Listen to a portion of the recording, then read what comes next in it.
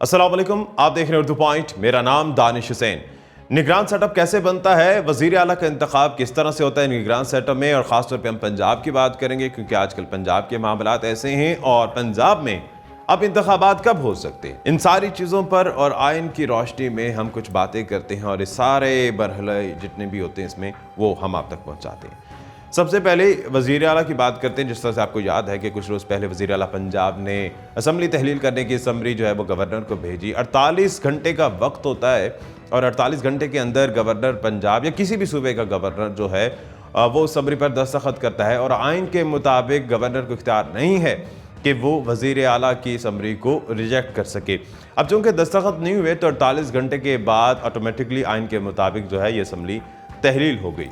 Assembly तहलील होने के बाद गवर्नर पंजाब जो है वो मुरासला भेजते हैं एक वज़ीर आला को, जो पिछले वज़ीर आला हैं, इनके वज़ीर आला पंजाब परवेज़ इलाही हैं उनको, और opposition leader Punjab assembly Hamza Shahbaz. इन दोनों को मुरासला भेजा जाता है और कहा जाता है कि 3 रोज़ के अंदर आप निगरान वज़ीर आला मुत्तफ़िक़ा तौर पर चुन लें।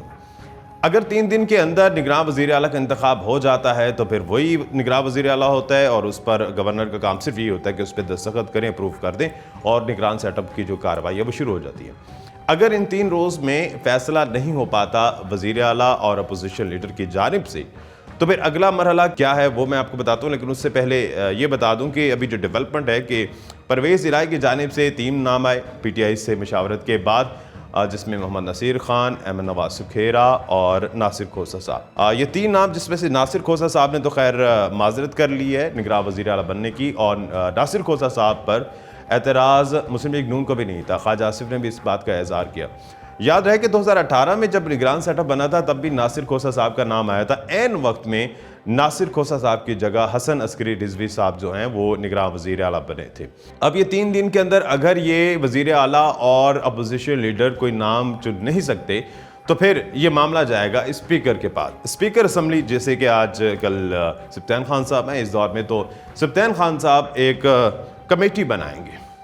अब वो जो कमेटी है उसमें 3 मेंबर्स होंगे हुकूमत के यानी कि PTI और काफ लीग के, और 3 मेंबर्स होंगे अपोजिशन के जिसमें PMLN पीपल्स पार्टी वगैरह। और ये 6 मेंबर्स जो हैं इनके पास 2-2 नाम आएंगे वज़ीर आला के लिए। 2 नाम हुकूमत देगी, 2 नाम अपोजिशन देगी, 4 नामों पर फिर मुशावरत होगी। अगर ये कमेटी 3 रोज़ के अंदर कोई एक नाम सेलेक्ट कर लेती है तो फिर वो निगरान सेटअप की तरफ बात जाएगी। अगर ये नहीं करते तो फिर मामला आगे बढ़ेगा।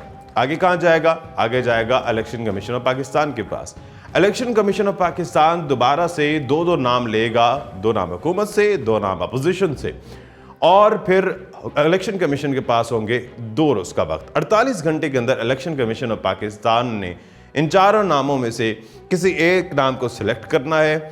गवर्नर की इसमें मुशावरत भी होती है लेकिन हतमी फैसला जो इलेक्शन कमीशन का होगा, और इलेक्शन कमीशन 2 रोज़ के अंदर किसी एक नाम को वज़ीर आला के लिए मुंतखब कर लेगी और वो हतमी होगा। इसमें आगे फिर कोई चांस नहीं होगा। अब अगर हम इन 4-5 स्टेप्स को अगर हम देखें जो हैं वज़ीर आला की समरी से लेकर इलेक्शन कमीशन तक जाने तक, तो इसमें 8 रोज़ लगते हैं। यानी कि 8 रोज़ के अंदर ये सारा मरहला जो है वो क्लियर हो जाएगा, और जिसमें से अब बस चंद मराहिल रह चुके हैं। अब जब निगरान वज़ीर आला बन जाएगा, इंतखाब हो जाएगा, तो उसके बाद क्या होगा कि गवर्नर साहब उस पर असम्बली पे दस्तखत कर देंगे। निगरान वज़ीर आला अपने ओहदे का हल्फ लेंगे, अपनी काबीना बनाएंगे और इलेक्शन कमीशन से मुशावरत और उनके साथ कोलैबोरेशन के साथ इलेक्शन को यकीनी बनाना इनका काम होगा।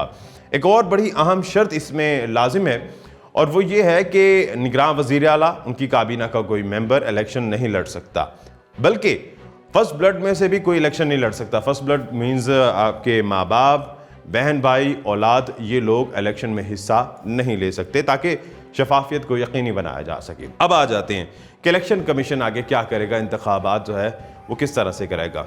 आम दिनों में जब असम्बली अपनी मुद्दत पूरी करती है तो 3 से 7 रोज़ के अंदर इलेक्शन कमीशन जो है वो डेट अनाउंस करती है इलेक्शन की और पूरा एक शेड्यूल जारी किया जाता है। और अगर असम्बली अपनी मुद्दत पूरी नहीं कर सकती, जिस तरह से अभी हाल में हुआ है, तो इसके लिए 90 रोज़ का वक्त दरकार है कि इलेक्शन कमीशन पाबंद है इस बात की कि 90 रोज़ के अंदर इंतखाब करवाए, और इसके लिए जो है वो स्क्रूटनी होती है। कागजात नामजदगी जमा करवाने के लिए 45 दिन दरकार होते हैं और उसके बाद कागजात की जांच पड़ताल के बाद जो है वो हतमी फहरिस्त जारी की जाती है। हतमी फहरिस्त जब जारी की जाती है तो इलेक्शन कमीशन इस बात का भी पाबंद है कि 1 माह कम अज़ कम जितने भी उम्मीदवारान हैं उन्हें इलेक्शन कैंपेन के लिए दिया जाए। इलेक्शन कैंपेन का जब 1 माह निकल जाएगा तो उसके बाद जो है इलेक्शन होंगे। अब इन तमाम मराहिल को हम देखें और एक सवाल जहन में आता है आखिर में कि इलेक्शन फिर होंगे कब। इन तमाम मराहिल के जितना भी वक्त दरकार है उसे गुजारते चले तो उस अंदाजे के मुताबिक पंजाब में इंतखाबात जो है मार्च के आखिर में या फिर अप्रैल के शुरू में होंगे। दानिश हुसैन को इजाज़त दीजिए। अल्लाह निगहबान।